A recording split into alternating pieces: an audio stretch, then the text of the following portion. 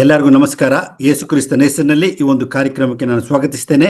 ಈ ಒಂದು ಕಾರ್ಯಕ್ರಮ ನಮಗೆ ಆಶೀರ್ವಾದದಾಯಕವಾಗಿರ್ತದೆ ಎಂಬುದಾಗಿ ನಂಬುವಂತವರಾಗಿದ್ದೇವೆ. You are watching Ebenson TV. I am Professor Dr. Ebenson James. ನೀವು ಎಬೆನ್ಸನ್ ಟಿವಿಯನ್ನು ವೀಕ್ಷಿಸ್ತಾ ಇದ್ದೀರಿ. ಈಗ ಮಾತಾಡಲಿಕ್ಕಿರುವಂತವರು professor doctor Ebenson James. For today's meditation, let us turn to Jeremiah chapter 29, verse 11. ಇವತ್ತಿನ ವಾಕ್ಯ ಧ್ಯಾನಕ್ಕಾಗಿ ನಾವು ಯೆರೆಮೀಯನ ಪ್ರವಾದನ ಗ್ರಂಥ 29ನೇ ಅಧ್ಯಾಯ 11ನೇ ವಚನಕ್ಕೆ ತಿರುಗಿಸೋಣ.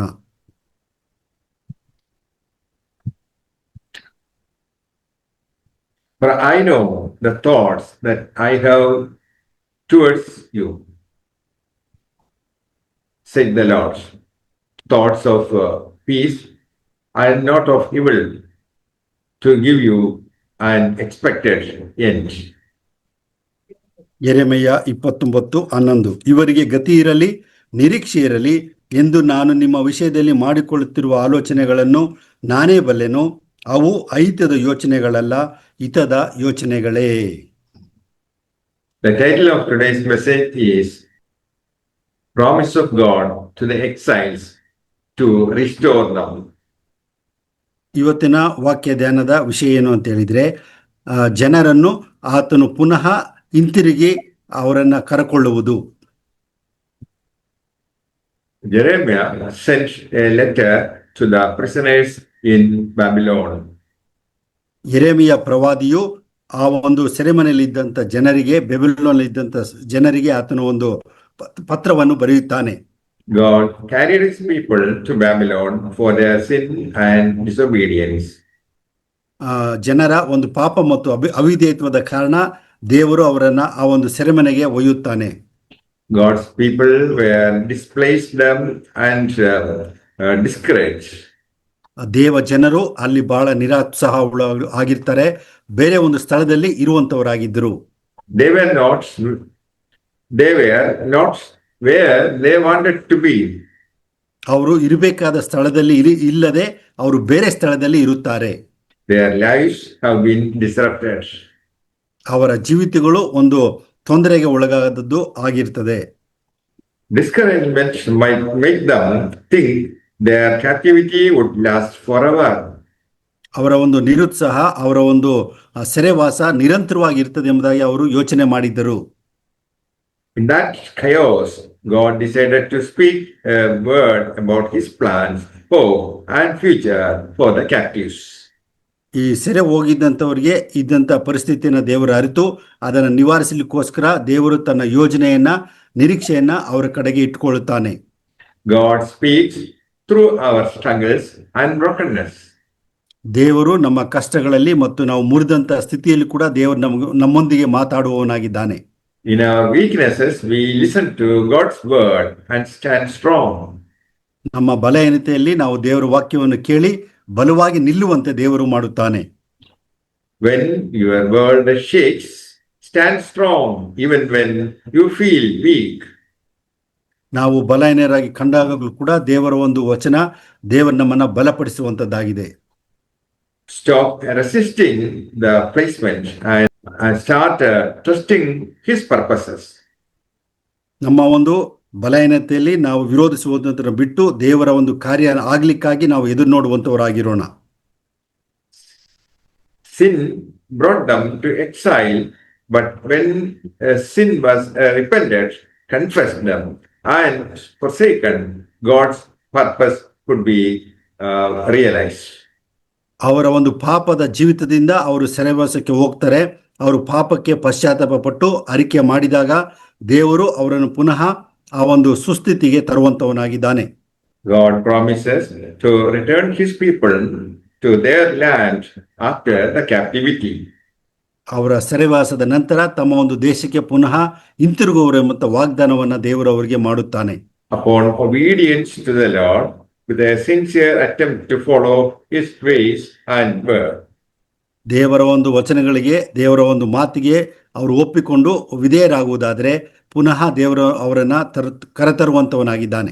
His thoughts toward us are always thoughts of peace and not of evil. ದೇವರ ಯೋಜನೆಗಳು ಯಾವಾಗಲೂ ನಮಗೆ ಶಾಂತಿ ಕೊಡುವಂಥದ್ದಾಗಿದೆ. ಅದು ಯಾವತ್ತೂ ಕೇಡನ್ನು ಮಾಡುವುದಿಲ್ಲ.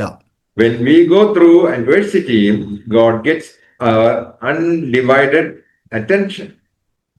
ನಾವು ಕಷ್ಟ ಕಾಲಕ್ಕೆ ಒಳಗಾದಾಗ ದೇವರು ನಮ್ಮ ಕಡೆಗೆ ದೃಷ್ಟಿ ಇಟ್ಟು ತನ್ನ ಕಾರ್ಯ ಮಾಡುತ್ತಾನೆ. Sometimes God intentionally places in hard places to accomplish things we could never see in ease. ಕೆಲವು ಸಾರಿ ದೇವರು ಉದ್ದೇಶಪೂರ್ವಕವಾಗಿ ನಮ್ಮನ್ನು ಕಷ್ಟಕ್ಕೆ ಒಳಪಡಿಸಿ ನಾವು ಕಾಣದಂಥ ಸ್ಥಿತಿಯಲ್ಲಿ ನಮ್ಮನ್ನು ಒಳಪಡಿಸಿ ಅಲ್ಲಿ ದೇವರು ತನ್ನ ಕಾರ್ಯವನ್ನು ಮಾಡುತ್ತಾನೆ. Babylon became a training ground, a place of prayer, dependence, and deep spiritual transformation. ಬೆಬೆಲ್ನಲ್ಲಿದ್ದಂಥ ಸೆರೆವಾಸವು ಅವರಿಗೆ ಒಂದು ತರಬೇತಿ ಕೊಡುವಂಥದ್ದು, ಪ್ರಾರ್ಥನೆ ಮಾಡುವಂಥ ಸಮಯ, ದೇವರನ್ನು ಅವಲಂಬಿಸಿಕೊಂಡು ಈ ಒಂದು ಆತ್ಮಿಕವಾದಂಥ ಬದಲಾವಣೆಗೆ ಅದು ನಡೆಸುವಂಥದ್ದಾಗಿದೆ. God uses hard places in the life of his children to produce holiness, awaken prayer, deeper trust, and shape character. ದೇವರು ಈ ಒಂದು ಕಷ್ಟ ಪರಿಸ್ಥಿತಿಗಳನ್ನು ಜನರನ್ನು ಪರಿಶುದ್ಧ ಮಾಡಲಿಕ್ಕೆ, ಅವರು ಪ್ರಾರ್ಥನೆಯಲ್ಲಿ ನಡಿಲಿಕ್ಕೆ ಹಾಗೂ ದೇವರಲ್ಲಿ ಹೆಚ್ಚು ನಂಬಿಕೆ ಇಟ್ಟು ಅವರ ಗುಣಗಳನ್ನು ಬದಲಾಯಿಸಲಿಕ್ಕೆ ದೇವರು ಉಪಯೋಗಿಸ್ತಾನೆ. God wants to change our perspective. ದೇವರು ನಮ್ಮ ದೃಷ್ಟಿಕೋನವನ್ನು ಬದಲಾಯಿಸಿಕೊಳ್ಳಬೇಕೆಂಬುದಾಗಿ ಆಲೋಚಿಸುವವನಾಗಿದ್ದಾನೆ. Instead of asking, when will God get me out of here, start asking, what does God want to do in me while I am in captivity?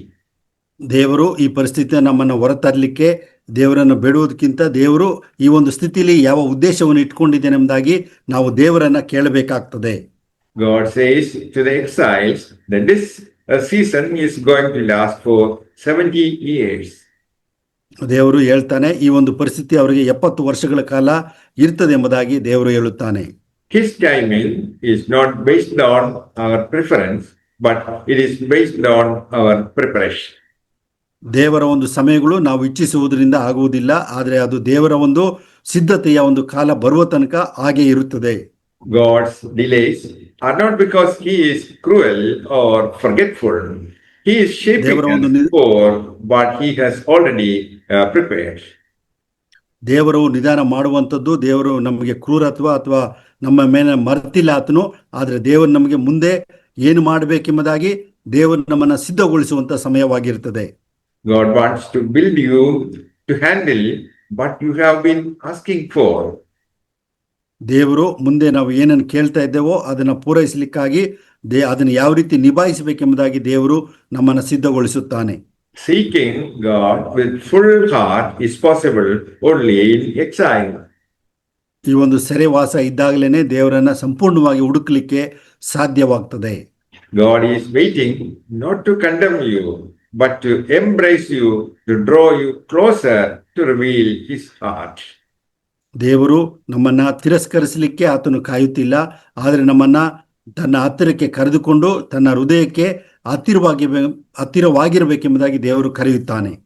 Greatest gift God can give you is not a solution, it's himself. ದೇವರು ಕೊಡುವಂತ ಅತಿ ದೊಡ್ಡಂತ ವರ ಏನು ಅಂತ ಹೇಳಿದ್ರೆ ಪರಿಹಾರವಲ್ಲ, ಆದರೆ ತನ್ನನ್ನೇ ಆತನು ನಮಗೆ ಕೊಡುವಂತವನಾಗಿದ್ದಾನೆ. In 5th century, Patrick at 16 was kidnapped by Irish raiders from Roman Britain. 5ನೇ ಶತಮಾನದಲ್ಲಿ ಈ ಒಂದು ರೋಮನ್ ಬ್ರಿಟನ್ನಿಂದ ಈ ಒಂದು ಐರಿಷ್ ಸವಾರದಾರರು 16 ವರ್ಷದ ಪ್ಯಾಟ್ರಿಕ್ ಅನ್ನ ಅವರು ಕದ್ದುಕೊಂಡು ಹೋಗ್ತಾರೆ. He became a slave for 6 years. ಆತನು 6 ವರ್ಷಗಳ ಕಾಲ ಆತನು ಸೆರೆವಾಸ ಮಾಡಬೇಕಾಗ್ತದೆ. He served his master as a shepherd. ಆತನು ತನ್ನ ಯಜಮಾನನೊಟ್ಟಿಗೆ ಆತನು ಒಂದು ಕುರಿ ಕಾಯುವನಾಗಿ ಕೆಲಸ ಮಾಡುತ್ತಾನೆ. During this period, he tuned with fervor to Christian faith. ಈ ಒಂದು ಸಮಯದಲ್ಲಿ ಆತನು ಕ್ರಿಸ್ತ ನಂಬಿಕೆಯಲ್ಲಿ ಆತನು ಬೆಳೆಯುತ್ತಾನೆ. He was cast into chains. ಆತನು ತನ್ನ ಸರಪಣಿಗಳಿಂದ ಬಿಡುಗಡೆ ಹೊಂದುತ್ತಾನೆ. He had a dream that a ship was ready in which he was to escape. ಆತನು ಆ ಬಿಡುಗಡೆ ಹೊಂದಲಿಕ್ಕಾಗಿ ಒಂದು ಹಡಗು ಸಿದ್ಧವಾಗಿದೆ, ಅದರಲ್ಲಿ ಆತನು ತಪ್ಪಿಸಿಕೊಂಡು ಹೋಗಬಹುದು ಎಂಬುದಾಗಿ ಯೋಚನೆ ಮಾಡುತ್ತಾನೆ. he fled his enslaver and found passage to Britain. ಆತನು ಆ ಒಂದು ಗುಲಾಮತ್ವದಿಂದ ಬಿಡಿಸಿಕೊಂಡು ಈ ಒಂದು ಬ್ರಿಟನ್ ಕಡೆಗೆ ಆತನು ಪ್ರಯಾಣ ಬೆಳೆಸುತ್ತಾನೆ. He came near to starvation and finally reunited with his family. ಆತನು ಬಹಳ ಹಸುವಿಗೆ ಆತನು ಒಳಗಾಗಿ ಕಡೆಗೆ ತನ್ನ ಕುಟುಂಬದೊಟ್ಟಿಗೆ ಆತನು ಸೇರಿಕೊಳ್ಳುತ್ತಾನೆ. He studied a scripture in a seminary and went back to Ireland to spread Christianity. ಆತನು ಸತ್ಯವೇದ ಅಧ್ಯಯನ ಮಾಡಿ ಪುನಃ ಆತನು ಐರ್ಲೆಂಡ್ಗೆ ಹೋಗಿ ಕ್ರೈಸ್ತತ್ವವನ್ನು ಆತನು ಪ್ರಚಾರ ಮಾಡಲಿಕ್ಕೆ ಸೇರಿಕೊಳ್ಳುತ್ತಾನೆ. He lived in constant danger of martyrdom. ಅನೇಕ ಸಾರಿ ಆತನು ರಕ್ತ ಸಾಕ್ಷಿಯಾಗುವಂತ ಅಪಾಯದಲ್ಲಿ ಆತನು ಜೀವನ ಮಾಡುತ್ತಾನೆ. He was a humble-minded man, thanking his master for having chosen him as an instrument of God. ಆತನು ದೀನತ್ವ ಉಳ್ಳವನಾಗಿ ದೇವರು ಆತನನ್ನ ತನ್ನ ಒಂದು ಸಾಧನವಾಗಿ ಉಪಯೋಗಿಸಿಕೊಂಡಿದ್ದಕ್ಕಾಗಿ ಆತನು ದೇವರಿಗೆ ಯಾವಾಗಲೂ ಕೃತಜ್ಞತೆ ಉಳ್ಳವನಾಗಿರುತ್ತಾನೆ. As a result of his efforts, multitudes who had worshipped idols and unclean things had become the people of God. ಅವನ ಒಂದು ಸೇವೆಯ ನಿಮಿತ್ತವಾಗಿ ಅನೇಕ ಜನರು ತಮ್ಮ ದುಷ್ಟತ್ವದಿಂದ ಹಾಗೂ ಅನೇಕ ವಿಗ್ರಹಾರಾಧನೆಯಿಂದ ಅವರು ತಪ್ಪಿಸಿಕೊಂಡು ದೇವರನ್ನ ಹಿಂಬಾಲಿಸುವವರಾಗುತ್ತಾರೆ. He established numerous churches, monasteries and schools across Ireland. Ireland ಪ್ರದೇಶದಲ್ಲಿ ಆತನು ಅನೇಕ ಸಭೆಗಳನ್ನು, ಅನೇಕ ಆಶ್ರಮಗಳನ್ನು ಹಾಗೂ ಅನೇಕ ಶಾಲೆಗಳನ್ನು ಆತನು ತೆಗೆಯುತ್ತಾನೆ. One of the legends is that he drove snakes into sea to their destruction. ಒಂದು ಕಥೆಯಲ್ಲಿ ಈ ರೀತಿಯಾಗಿದೆ, ಆತನು ಎಲ್ಲಾ ಹಾವುಗಳನ್ನು ಕೂಡ ಸಮುದ್ರಕ್ಕೆ ನಡೆಸಿ ಅವುಗಳನ್ನ ನಾಶ ಮಾಡುತ್ತಾನೆ. That explains lack of snake species in that country. ಇದು ಏನನ್ನ ನಮಗೆ ತಿಳಿಯಪಡಿಸ್ತದೆ ಅಂತ ಹೇಳಿದ್ರೆ ಆ ಒಂದು ದೇಶದಲ್ಲಿ ಹಾವುಗಳ ಸಂಖ್ಯೆ ಕಡಿಮೆ ಇರುವಂತದನ್ನ ತಿಳಿಸುವಂತದ್ದಾಗಿದೆ. May the Lord bless you all with these words. Amen. ಈ ಒಂದು ವಾಕ್ಯಗಳಿಂದ ದೇವರು ನಿಮ್ಮೆಲ್ಲರನ್ನ ಆಶೀರ್ವದಿಸಲಿ. ಆಮೆನ್. ನಾವು ಪ್ರಾರ್ಥನೆ ಮಾಡಿಕೊಳ್ಳೋಣ. ಕೃಪೆಯಲ್ಲಿ ಐಶ್ವರ್ಯುವಂತ ಪರಲೋಕ ತಂದೆಯಾದ ದೇವರೇ, ಈ ಒಂದು ಒಳ್ಳೆ ಸಮಯಕ್ಕಾಗಿ ಸ್ತೋತ್ರ ಸ್ವಾಮಿ.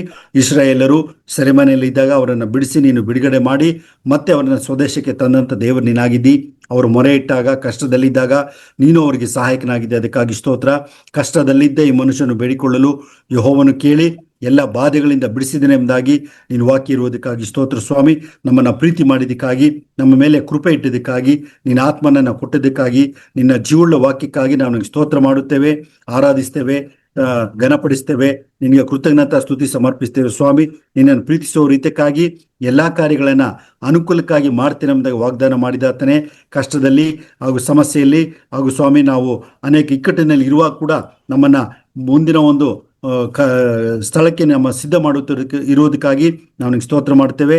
ಈ ವಾಕ್ಯ ಕೇಳಿದ ಪ್ರತಿಯೊಬ್ಬರನ್ನು ಕೂಡ ಆಶೀರ್ವದಿಸು, ಬಿಡುಗಡೆ ಕೊಡು, ಸಮಾಧಾನ ಕೊಡು, ಎಲ್ಲ ಕೇಡಿನಿಂದ ತಪ್ಪಿಸು.